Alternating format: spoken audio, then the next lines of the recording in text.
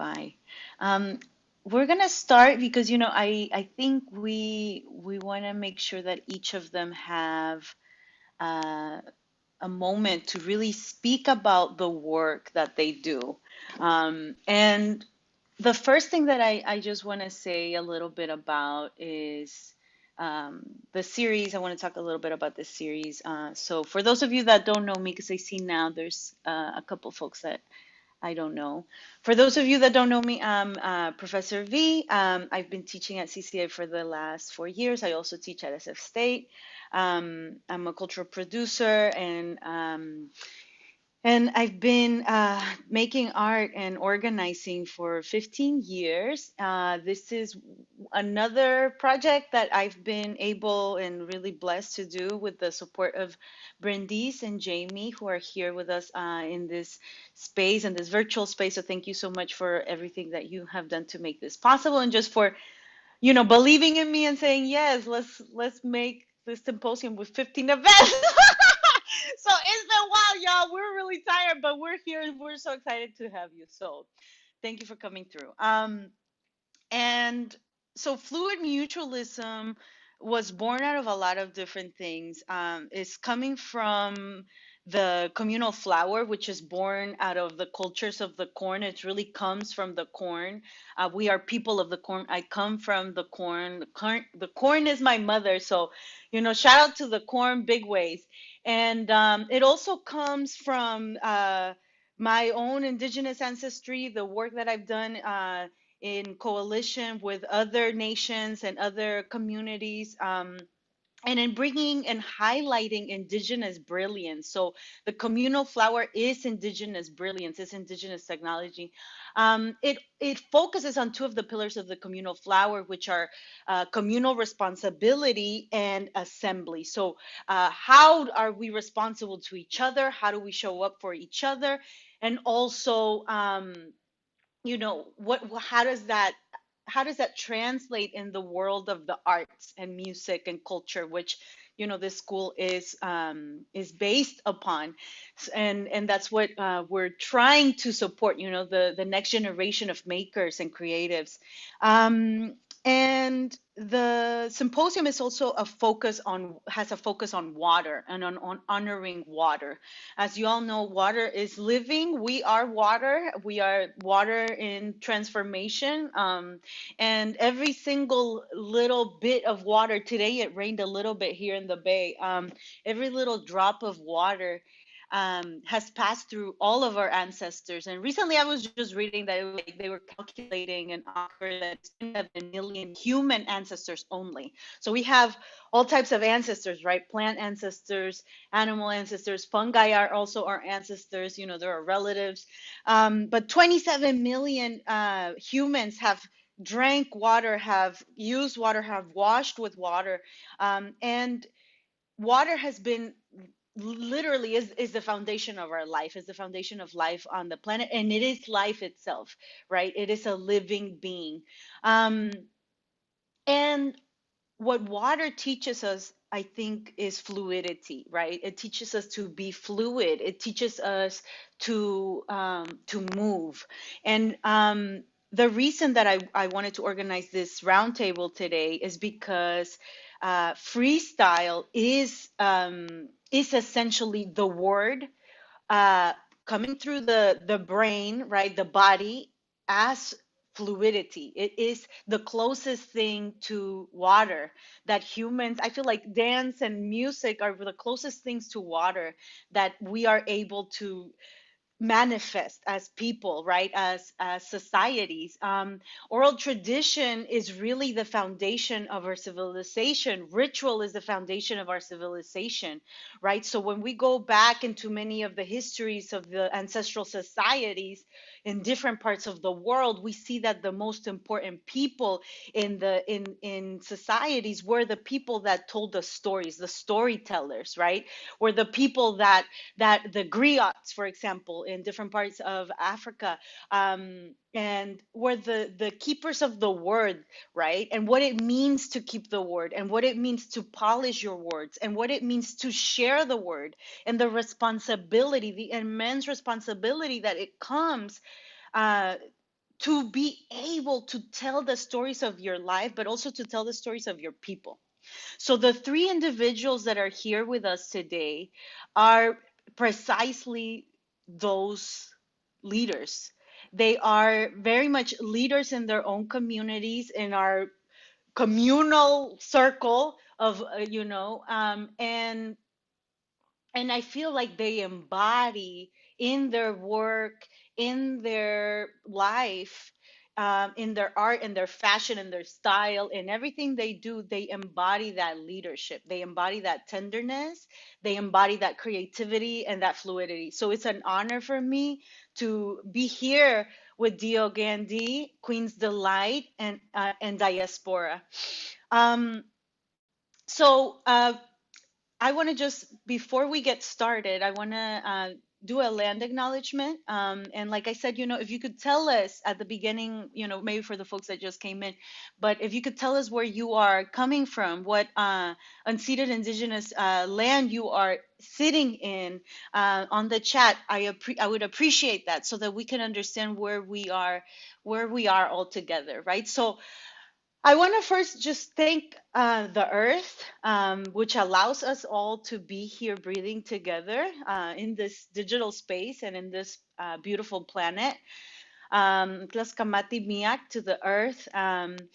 I also want to thank the original people, the indigenous people of this land, the Ohlone people, including the Chochenyo and the Karkin and Huchin, also known as Oakland, the Ramaytush and Yelamu, also known as San Francisco, the Yokuts in the South Bay, and the Muwekma who've been moving throughout the different parts of the land in this unceded territory for generations, since time immemorial, caring for this land, caring for the trees here, the forest, the winds, the animals. Without the work of indigenous people and their ancestors to this land, we would not be able to breathe this air. We would not be able to be here at all. So I just want to thank the ancestors here and just ask for permission to carry forward this circle. I also want to invite all of us to always recognize and support Indigenous people in the territories wherever we live and visit. According to many testimonies, many sources, many studies, Indigenous peoples take care and sustain 80% of biodiversity in this planet. And even though they are threatened by the government, by agencies, by corporations, transnational corporations, for this labor, for this way of living, to defend water, earth, and life itself, they continue on, they carry on. So I want to encourage you to support the Land Back movement that has been ongoing for 530 years. And will not stop. It will continue to go. And I want to encourage all of us here that are part of CCA to really push for our school to pay Shumi tax and to be in better relationship with the indigenous people here, and for us to carry that knowledge and embody that wherever we go, wherever we might be.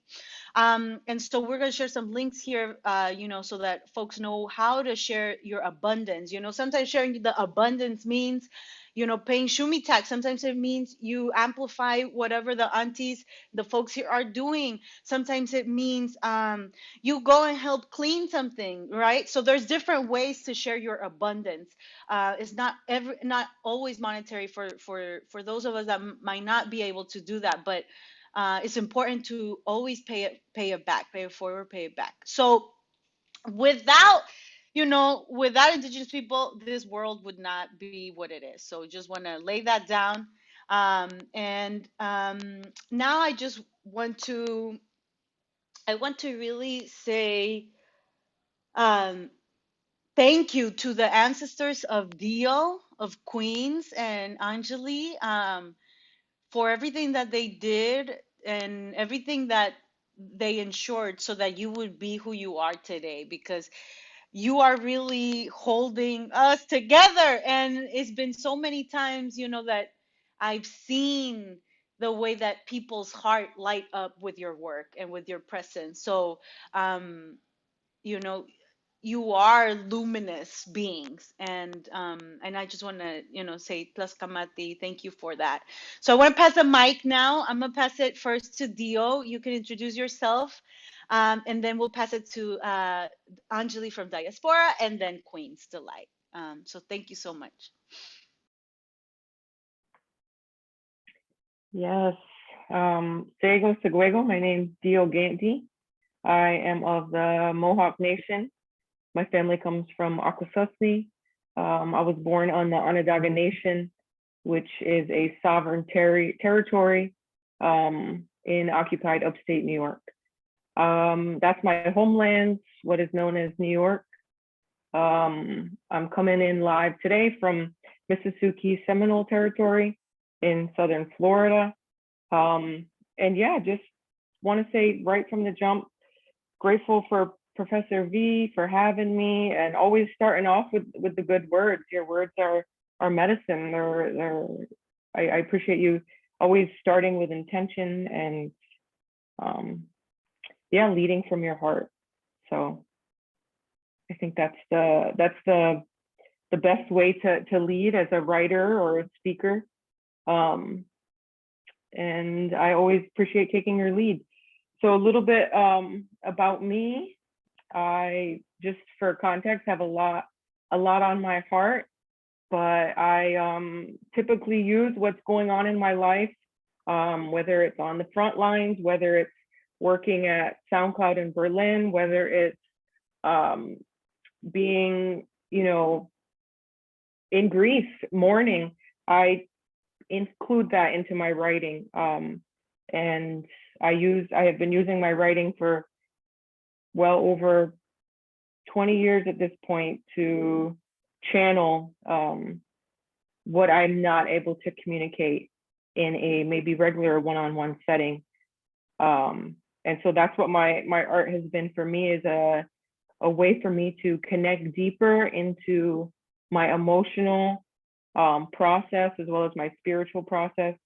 I'm a two-spirit person, queer identified, and there's a lot of signifiers that aren't exactly reflections of our indigenous excellence.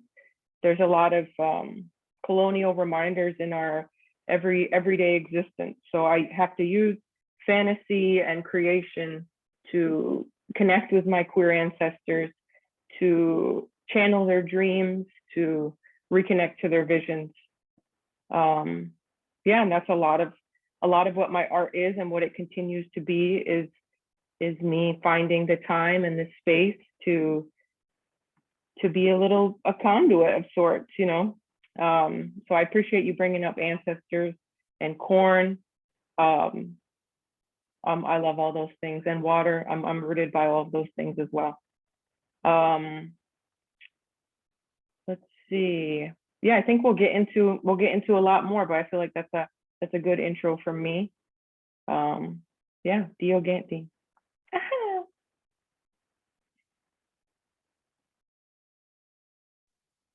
Hi, Thank you so everybody. much. Thank you.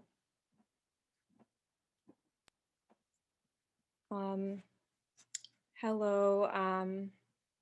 Wow, I feel so excited in my body to be here. I feel really blessed to have been brought to this space. Yeah, I really appreciate Professor V starting it off from the top, and the acknowledgements that are being had. And yeah, I'm really excited to hear about Theo and Queen's art. And yeah, I met Professor V in Oakland. I had just been visiting, and I feel like in general, I put myself out as diaspora when I was younger, and I was feeling extremely isolated from community. And it was a way to just force a connection with other people. And I feel like Professor V has seen that in me and really trusted me. And it came as just such a healing opportunity for me to be trusted by them. from so far away.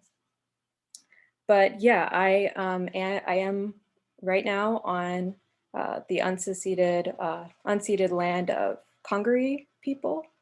There is a river right next to me that is the Congaree people's river. And right now it is called South Carolina.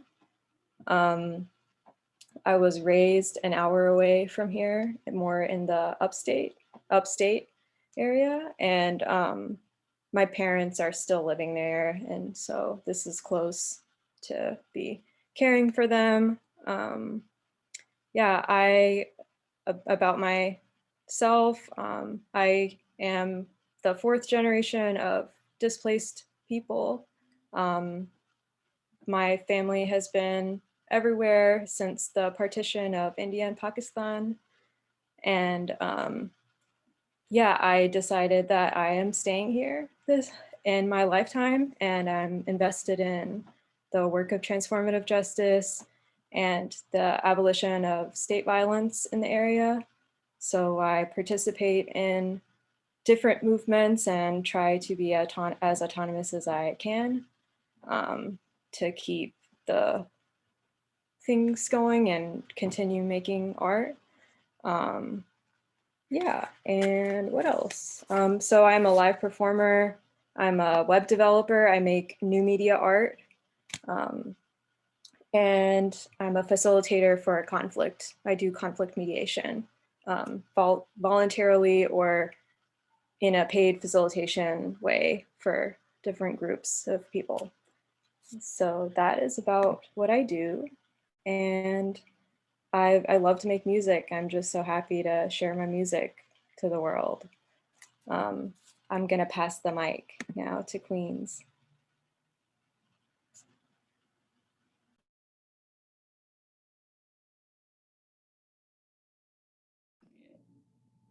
Hi,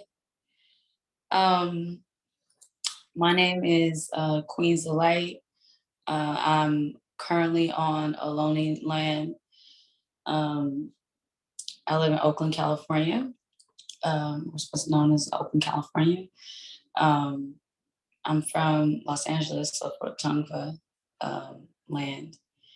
And I feel like I'm connected to both spaces, Los Angeles and the Bay Area, pretty evenly. My mom from San Francisco, California, Hunters Point area, and my dad from Los Angeles. So I went between 2 spaces, and between those spaces, I'm really connected to teaching our youth and even my peers, my elders, about how to advocate for themselves, how to use their vision and their voice to elevate themselves, how to create resistance against the state, against police violence. And the ways I do that is like through art, but also just through relationships and being, I've been a professor at San Francisco State before, and I've taught also in DC and Washington, DC after school programs. And so I'm really connected to the African diaspora and connecting African Americans with understanding like our cultural lineage, because it's dispersed, and you know, there's ways and means for us to figure out where we come from, but also knowing that we are African by the way that we cook, by the way we celebrate in religion, by the way that we talk to each other, by the way that we manipulate language. And so how I use that in my art is under Queens D.Light, I rap, and that comes up very often in my lyrics, but also it comes up, I also do film and videos. And I run a production company with some powerful queer and femme folks of color. So we try to align ourselves with brands and community organizations that represent what we represent and see the world the way we see it, so that we can amplify their vision and voice in film as well. And in music, I try to collaborate with like-minded artists to be sure that, that I'm just aligned and I'm not saying or doing something that doesn't feel authentic to my internal being. So I feel really blessed to be in the space with Dio and Diaspora, and yeah. Thank y'all. That's amazing. Thank y'all so much for sharing that. So I think, before we get into the lyrics, because folks here are going to be explaining a little bit of their lyrics. Before we get into lyrics, I did want to ask you all the ways in which you began making music. What was the thing that led you to make music, right? What was the ignition that started that journey, and why specifically the type of music that you make, right? So I feel like all of you in different ways are connected to hip hop, but also do bend different genres as well. So I'm gonna first pass the mic to Dio. Yeah, when I started playing an instrument when I was young, and just through school, I started playing the trumpet, and I come to realize that like school was my safe space. There was a lot going on at home, and being at school was somewhere where I could feel somewhat in control or control my environment, or feel like I could have a lot of positive, impact into my life that way. So I ended up doing a lot of different schoolwork, which led me to find poetry in high school, like I mentioned, and that kind of just passing notes with friends, honestly, starting like that and finding a way to express myself by writing. And I think I was just like, by the time I got to college, I found like a little hip hop crew of people through a course that I was offered called Hip Hop as a Philosophical Discourse. And that it was at SUNY Cortland. That's where I went to undergraduate school. I have a degree in communications, and that was a place that introduced me to hip hop we studied hip hop as well as we practiced it in class, and we would battle and freestyle each other, cipher in the room. And that just like really kick-started my brain into thinking in bars and thinking into rhythms and writing my experience in verses. And after I was done with college, I moved to New York City, Lenape, Muncie territory, and I began, I kind of just found, just through freestyling and like having a incessant urge to express myself in rhyme, I found a crew of people to freestyle and battle with all the time. And so that formulated a lot of my expression as a queer person, was having this crew of queer people. And at the time, that's what I needed to proclaim, was my queerness.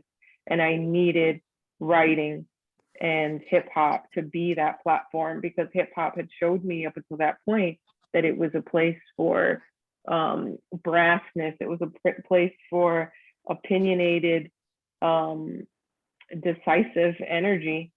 And that's what I decided to do. And my first song I wrote was called The Pussy Vortex. And it was about, it took me a long time to write. This song took me several years to write, but it was about heartache. And throughout all my music, I throw like wit and humor, and there's a little bit of pain in there. And that was the first place that I went to, was writing a song. And I wanted to turn my pain into a moment that I could then look back on. And I also created verses that were like my transition through that heartbreak into like hysteria, into comedy. And,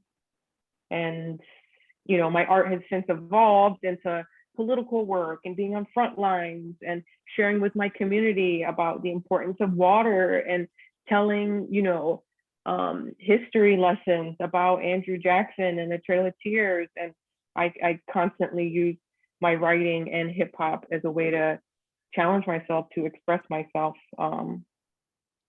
within that framework. Yeah, I hope that answers the question. It really did. It really did. Yeah, I'm remembering the front line. Ooh, yeah, that was important work, specifically bringing the drum and the word there, you know, and really lifting up folks' spirit as we were fighting for the water. Thank you, Dio. I'm gonna pass the mic now to Anjali. So, how did you start? What pushed you to start making music? What was the thing that ignited that fire? Thank you. Thank you. I really appreciated some of the things that Dio had to say, and just wanted to connect my experience. I played the bass drum in marching band, and I also wrote angry poetry in my room, didn't show it to anyone, but I did write some angry poetry in high school. So I am influenced, that's how I connect here, I think. I thought to myself that I would just maybe write down some of my like current influences, just to give like a description, because I was telling Rennie, like I don't like proclaim myself as a rapper right now. I more so, people call me a singer, they call me a producer, and I just go with it, and I say I'm an artist, here I am. So, but yeah, my parents listen to a lot of Bollywood, Nollywood, like classics, and it's like very peaceful love songs, and it's really powerful. A lot of the songs are sad, and it's about like loving someone so deeply and like not wanting to let them go. And so I've been kind of revisiting some of that, and I would suggest the artists Rekha, Noor Jahan, and another artist, Farida Khanum. And those are like artists of that generation that I really respect and feel tied to. Over here, my influences to just like American living is Alice Coltrane, Prince, Sade. I really have found a lot of resonance and healing with their music. Current music, I would say like DJ Rashad. I really love DJ Rashad's music. I love Fatima Al-Qadiri's music. And they're just like people that I have no association with, but I love what they're doing. Yep. And I guess, yeah, here I am. My connection to hip hop specifically, I would say, so when I left high school, I was just trying to find other trans and queer people, basically. And I was also houseless, and I was looking for money. And so I knew how to play guitar in high school. So I started playing cover songs at local bars. And I was in college just trying to earn some money and playing songs. And then I met different people of different races that welcomed me and supported me and brought me to like house shows. And so I would say like hip hop spaces, very much like house show. They're like very successful house shows. I would see like that. When I was invited to those spaces, that was awesome. And that's kind of how I got my more like standard living as an artist. This has been like the most reliable career for me to be an artist, because I haven't been employed anywhere. People don't really want to employ me. So I'm making it work, and I owe a lot to hip hop artists who have connected themselves to me.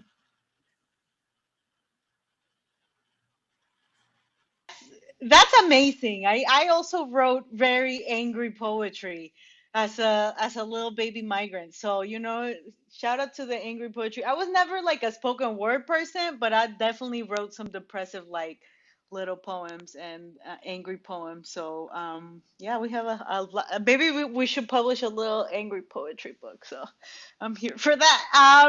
And I'm gonna pass the mic to Queens now.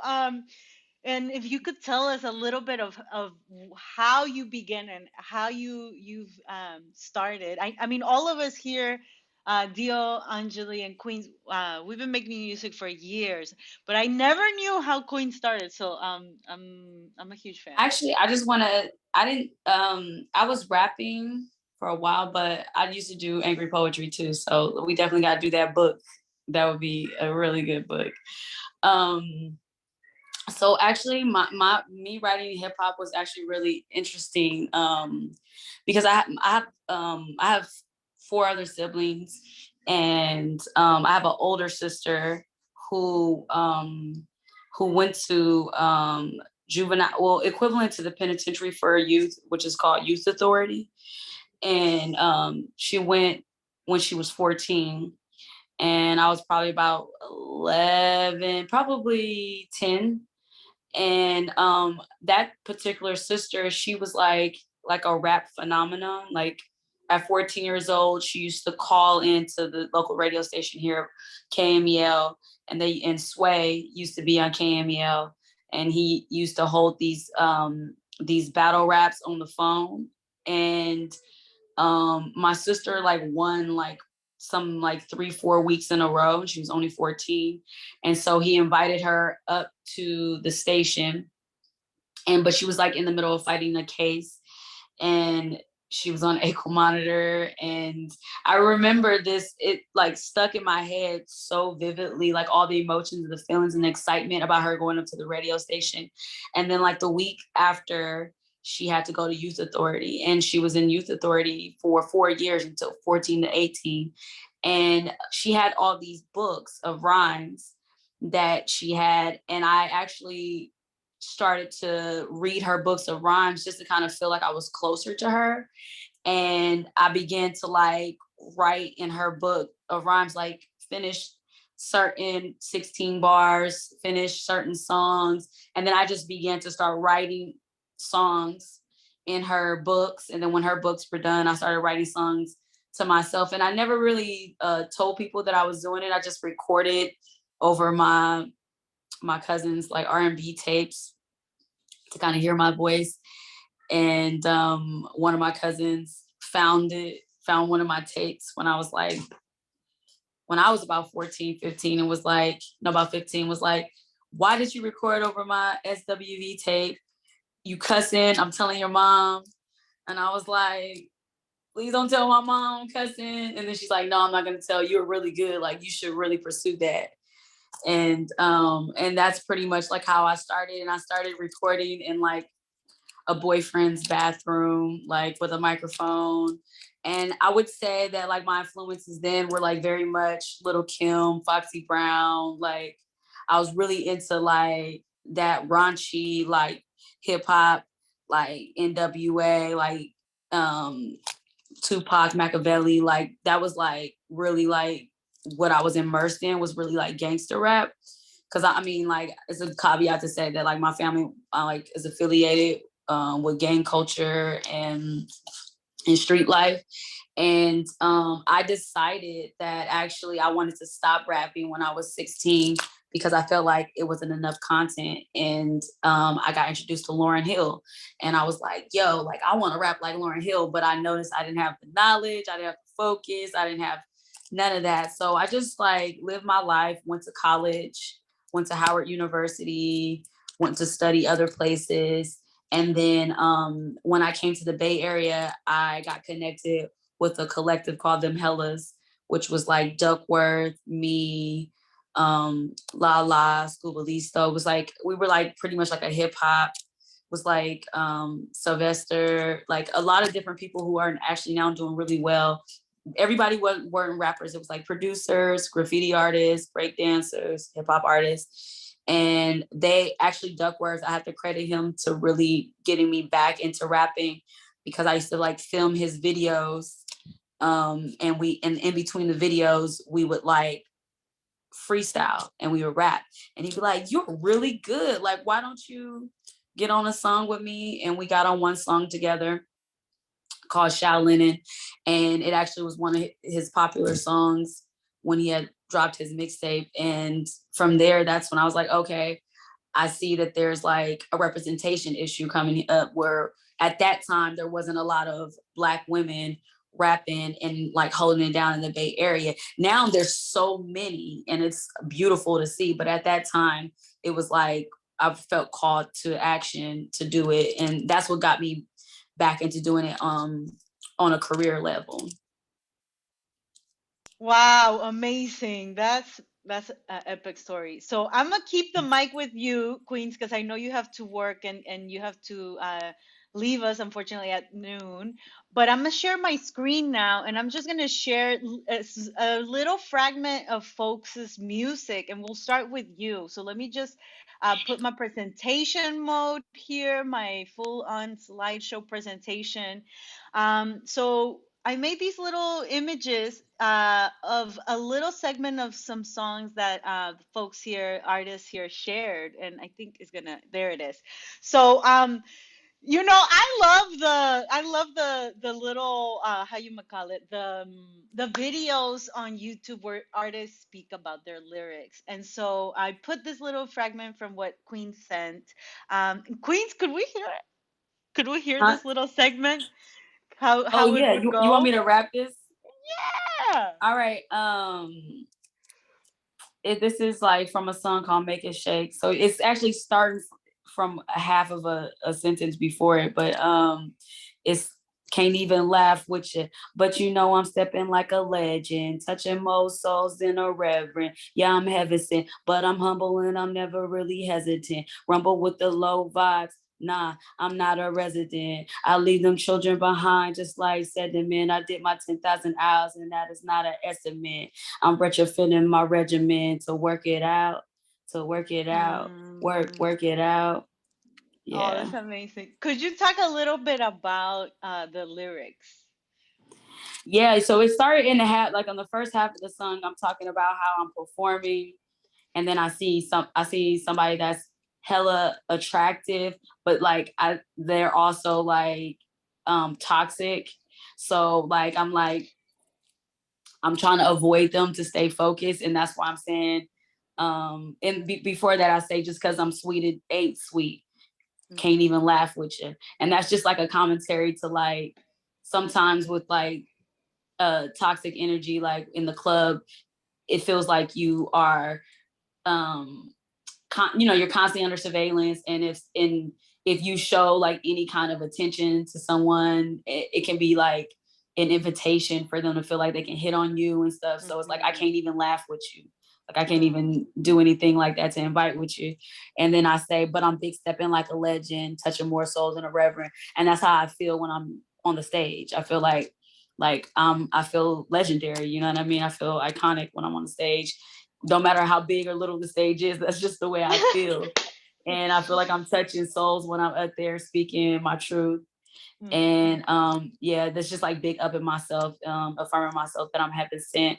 And then I just like have to say that I'm humble, because even though I'm saying this to y'all right now, I think like when I'm on stage and even when I'm talking in person, I don't think that I ever talk about myself as much as I do unless I'm in these kinds of spaces. So I feel like I'm a pretty humble person, even knowing that I encapsulate power.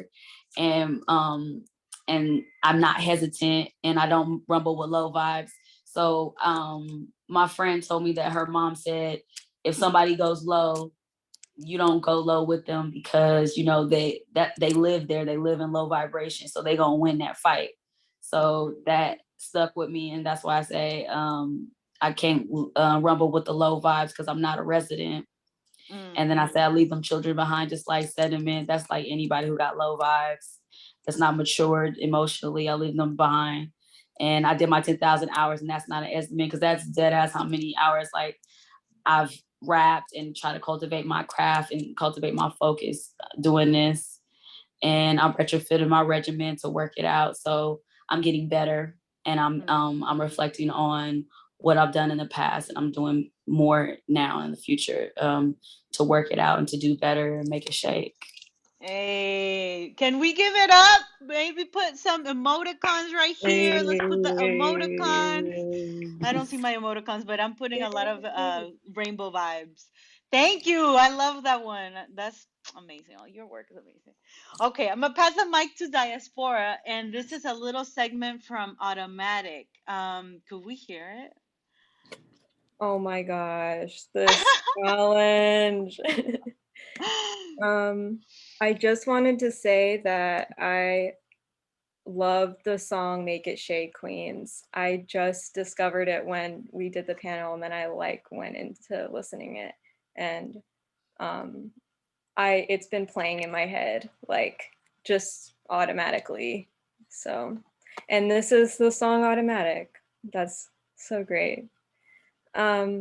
Okay, so all right. I just chose these because I really liked how I wrote it. It's kind of disjointed. So the lyrics are, y'all sell it back to me, then leave me dry. Y'all make me look good, then take my rights. Tryna dance on me, cause you know I'm fine. Brought my own bag, better get your life. I, and then there's a little chorus. And then it says, when I cut them out, I just feel so nice. More intentional, I don't find those lies. If you know my worth, you'll start paying a price. No confessionals, I ain't got that time. Amazing. Let's give it up with the reactions. I think I just found mine. So triple reactions right here for Queens and Diaspora. Thank you for sharing that. And oh, wait, I think we went a little bit too fast. Do you want to talk a little bit about this song and the lyrics? Yeah. So I wrote this when I was in Charleston playing a lot of shows, and I was getting like a lot of like local hype. And but I also like wasn't getting paid either. And so I was just like, so y'all can make money and I can't, basically, is what you're saying to me. Press associations, event associations, and organizations who asked me to play for free. Now I feel like people have some more respect for me and try to offer me things and stuff. But at this point, that's what was happening. I felt really exploited by like diversity marketing opportunities. And so when I said, y'all will sell it back to me and then leave me dry, basically what I'm saying is like, you are going to take this message that I'm giving you for free, and then you're about to brand something with it and then sell it back to me. And then I'm going to go broke once again from my own revelations that I'm giving you. And y'all will make me look good and take my rights. Like, that's pretty self-explanatory. But if you have more, yeah, this is kind of just about like owning my own power, owning that like I deserve to be compensated and well supported from other people, and I'm not going to work with anyone or talk to anyone if they're not approaching me in a certain way. So if you know my worth, you'll start paying a price. That's kind of where that sentiment is. No confessionals, like I don't really need to hear about all of the guilty experiences you have. I'm just trying to connect. And so that's what I have to say about the song. Thank you so much. It's important. I think, you know, a lot of also what I sense also with some of the work that we do is just valuing ourselves as a start, you know, in a society that doesn't value us.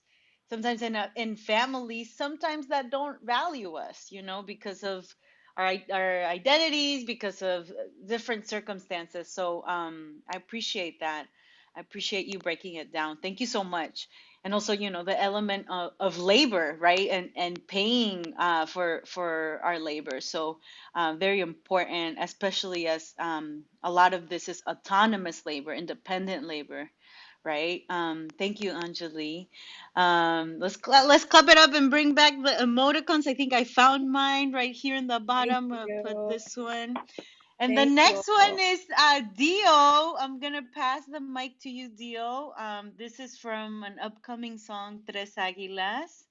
And do you want to go ahead and try, Dio? Of course, yeah. I thank you both of you. That was awesome. I love reading this. I love, like, what is it? Rap Genius. You know, I love listening to lyrics. I always used to read the back of the lyrics. Yeah, so this is fun. I also I don't know if this is 8. I try to fit like double punch on my line. So respect, the dream sending a warning. Let this verse reflect. It took time to rest and undid the hex of my solar plex. My vision started pouring heavy when I checked. There was a tree on my chest with bees in they nest getting ready to be swarming. Less treble in the cleft, no more knocks in my deck. No one sitting at the desk, we finding Reishi in the forest. It's Dio, cousin Flex. I'm hot with a stretch. I'm back from the west, microdosing in the morning. Because I'm a keeper of the eastern door with stomp dancing feet. You got to listen to Vereni's CD that's coming out to get the rest. That's all. Oh, do you want to talk a little bit about the lyrics and what this means? Yes. So I love Professor Z for many reasons, but you brought to me a dream, and so your dream was the writing prompt. And I wanted to acknowledge, you know, the 3 eagles and the 3 birds, and I wanted to respect that, right? Your dreams were sending out this warning. And then I wanted to tell you and the collaborators where I'm at, right? I'm been back east. I moved back home from California, and I'm undoing these hexes that were, you know, weighing me down on my solar plexus. And when I did that, that's when my vision started pouring. And it felt like there was something that was weighing on my chest so heavy, I didn't know what it was. It was so wild. It was like a freaking swarm of bees.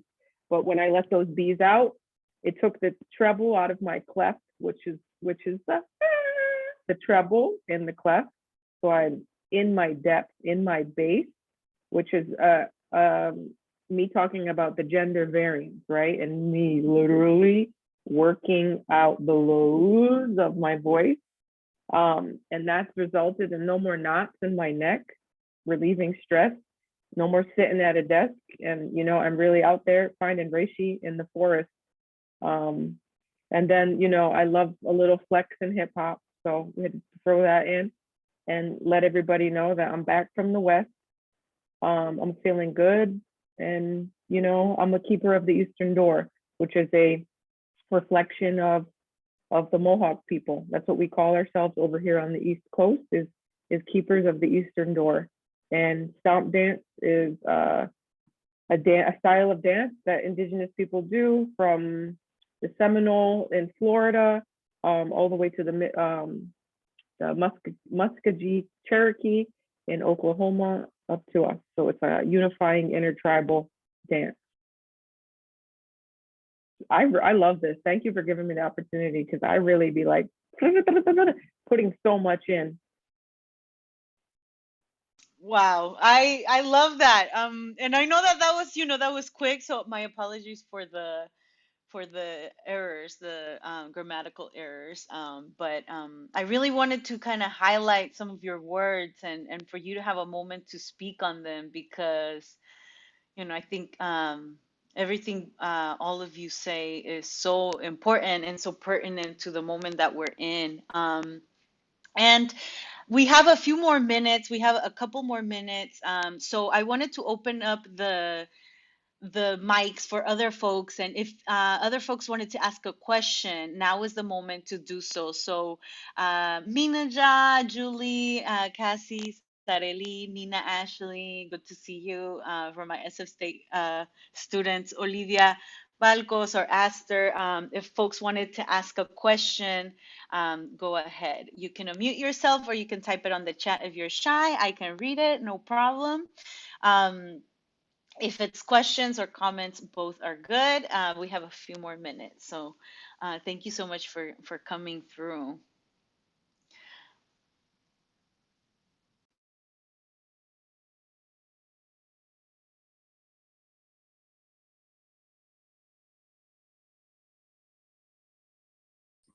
I'll ask a question. Sorry, I'm not on camera right now.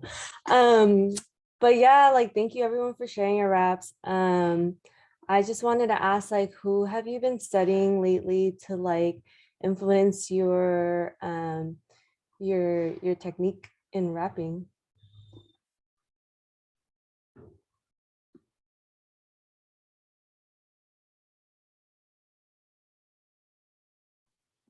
If Queens and Theo want to answer, I put some recommendations because someone had asked me in the chat, so that's fine.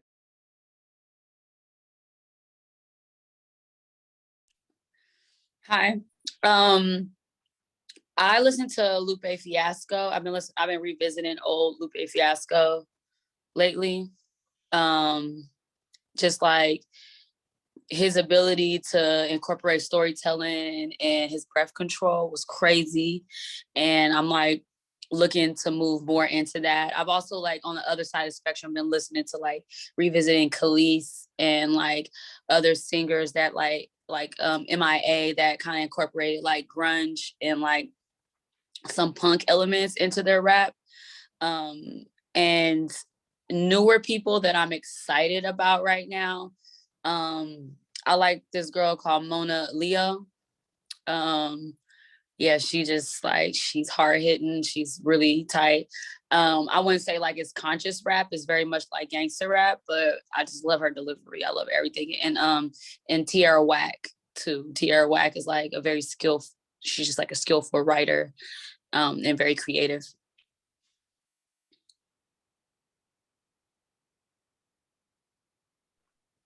I love Amazing. that. Yeah, thank you both for those suggestions. I'm definitely going to look into some of those.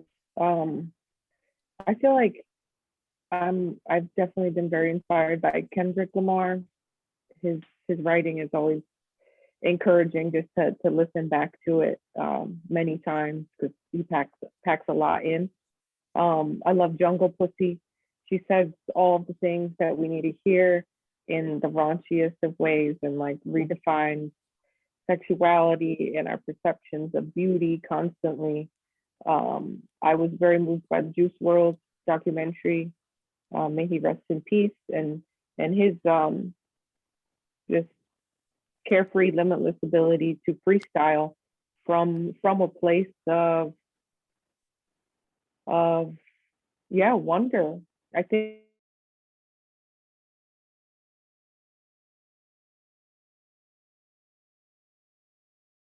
it's challenging the older you get, and the more I've can you hear me? Yeah, you froze a little, but keep going. We can hear you now. Yeah, how important freestyling is for our craft and for our art. It keeps our mind sharp It keeps us in touch with our emotions, with our feelings, allows us to channel or be these conduits to other spirits when we take away that barrier of being afraid or fearful, and we speak from our hearts and from our minds. And yeah, I think that it's beautiful and powerful when hip hop artists are able to do that, and they can express themselves, because that's what I feel like we need, is more people tapping into their emotions and understanding their emotional sides of themselves. So I love hip hop as a channel for that for a lot of people. Thank you, Dio. There's another question here from Cassie. Cassie's asking, do you all ever get stage fright, and what coping mechanisms to overcome that? And Cassie is from the poem Kawish. Oh, I'm so sorry. Could you say it, Cassie? Because I feel like I'm not saying it right. No, yeah, you said it right. It's by Oh, I Polish. did? Okay, Yeah. sorry. Thank you. Thank you still for honoring it. So yeah, so do you get stage fright, and what do you do to cope with the stage fright? That's very real.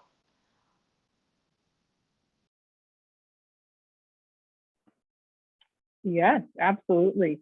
I try to stay in the moment. I try to get prepared, right? So if there's anything I have to do, I try to not procrastinate. Whether or not that's successful is another time. And then I try to stay in the moment, because if I start thinking too much ahead, then that's when I start to get so anxious and stage fright, right? If I have like a big show, like Tuti and I have performed at like Toronto Pride before in front of like thousands of people. But if I just stay in the moment and don't put too much on the situation and try to project the outcome that I want, so even do visualizing of me being relaxed, of me being at ease, of me having a good time. I bring different smudge with me. I have herbs that I use for anxiety and pathogens, rhodiola. I try to drink tea, CBDs. I really work at it from many angles. But being prepared and staying in the moment is always helpful. Thank you, Dio. And how about you, Anjali? What do you do to get prepared for a show? Because also, I don't know if who's here has seen Anjali, or who will see Anjali that will watch this later. But Anjali also sets up like an entire world in their show. So how do you cope with the energy, Anjali, before a performance? Yeah. So a lot of my performing has to do with like enshrining myself and like creating a space for self-compassion through like displaying myself as like one of the gods that could be prayed to or whatever. And so I guess like having I carry it in a luggage suitcase, and it's like usually pretty heavy. And so when I'm taking this everywhere, I feel like it's kind of a reminder to me that like my baggage is here, and it's like beautiful too. And like I'm taking this, and like you need to make some space for me to like carry all my baggage, literally, if you're gonna let me play.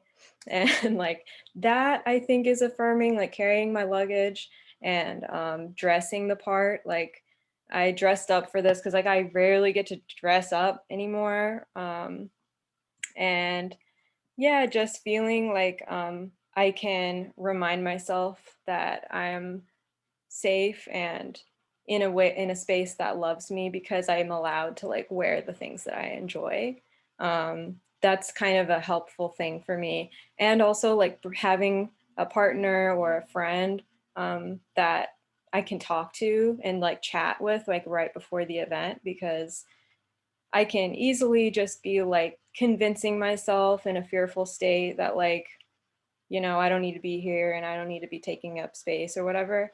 But if I have a friend who's like actively reminding me that like I'm wanted here, like I feel good. And so that helps me distinguish between the fear of like, I'm about to do something brave versus like, I'm gonna get hurt. There's like fear, and that's valid to like have that kind of fear. But I just have to know how to distinguish between the two. Thank you. Thank you, Anjali. And thank you for dressing up. I love it. Yeah, I also dressed up. I put my fancy little jacket that I found at a thrift store. So it's very soft. So I think there's another question from Minaja.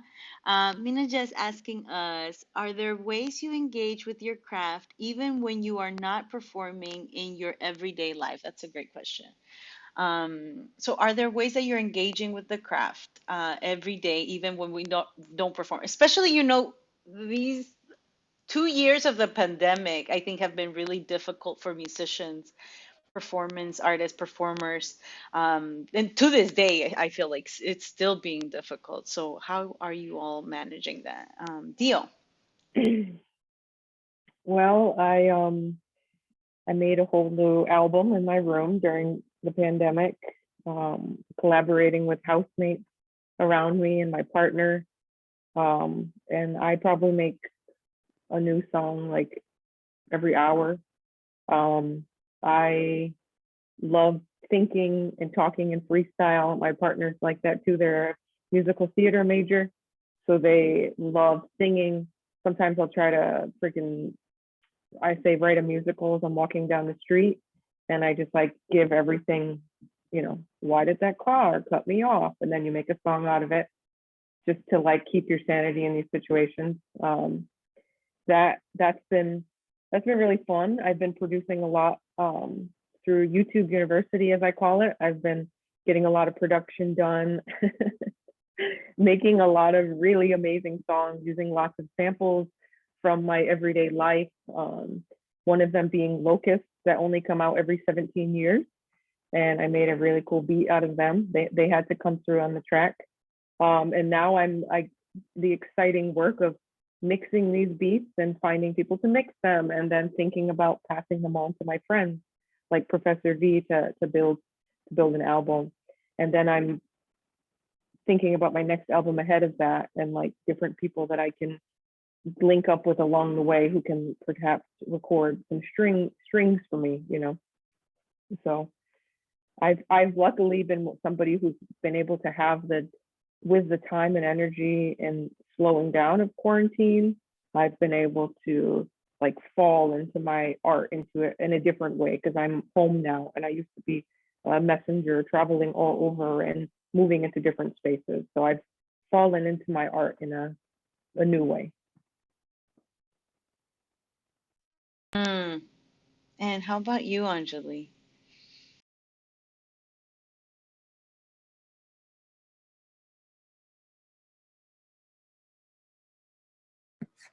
Hey, yeah, could we get back to the question? I got caught up into all of the answers, so. No worries, no worries. Let me get you back to the question at hand.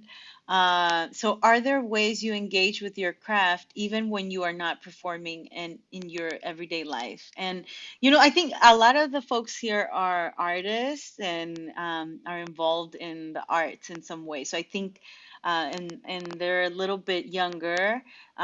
So what advice you have? How have you been able to keep your art alive and healthy and thriving? Yeah. I love this question.